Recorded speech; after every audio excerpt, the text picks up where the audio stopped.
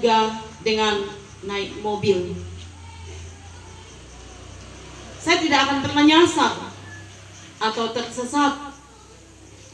Saya pastikan saya bisa tiba di sana dengan baik. Begitu jugalah jalan ke rumah Bapa saudara-saudara.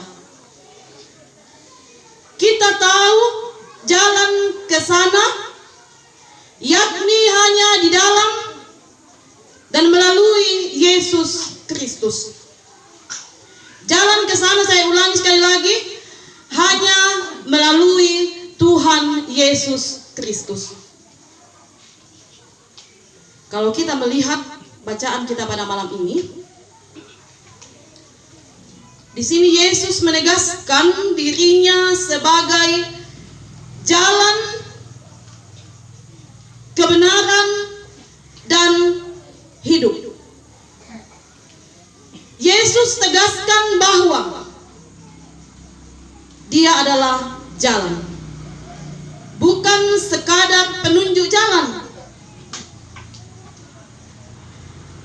Bahwa Dia adalah kebenaran, bukan sekadar pewarta kebenaran. Bahwa Dia adalah hidup, bukan sekadar pemberi hidup. Yesus dengan tegas menjelaskan ini sebab di ayat-ayat sebelumnya kalau kita perhatikan, tadi di awal saya katakan satu perikop ini, tapi saya hanya membaca ayat tekanan, satu ayat. Di ayat-ayat sebelum ayat yang saya bacakan tadi, tepatnya ayat 5, Thomas bertanya, Tuhan, seperti ini pertanyaannya Thomas. Tuhan, kami tidak tahu ke tempat atau daerah mana Engkau pergi. Jadi bagaimana kami tahu jalan mana untuk mengikut-Mu? Intinya, kami tidak mampu menebak. Kami tidak mengerti. Kalau kita perhatikan ungkapan Thomas di sini sedikit mengeluh. Memang saudara-saudara, sama seperti Thomas, kita juga sering mengeluh. Sama dengan Thomas, saya dan saudara juga sering mengeluh dengan keadaan kita di dunia ini.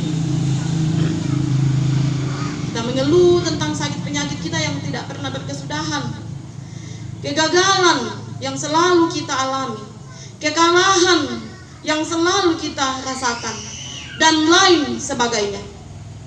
Membuat kita merindukan tempat yang nyaman, tempat di mana tidak ada lagi yang bisa merongrong kita, tempat di mana tidak ada lagi yang bisa menggangguku, tempat di mana tidak ada lagi yang bisa menyakiti hatiku, membuatku menangis, dan seterusnya.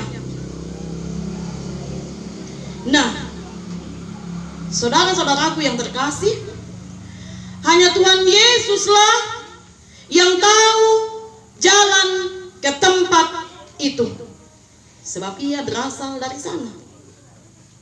Ke tempat yang saya jelaskan tadi, tempat yang nyaman, tempat yang senang itu, hanya Tuhan Yesuslah yang tahu jalan ke sana. Hanya Tuhan Yesus, Bapak Ibu. Dan melalui perikop kita pada malam ini dijelaskan bahwa hanya orang-orang yang sungguh mengenal dan percaya kepada Yesus yang bisa sampai ke tempat yang senang itu. Saya ulangi, hanya orang-orang yang sungguh mengenal dan percaya kepada Yesus yang bisa sampai ke tempat yang senang itu. Dan saya meyakini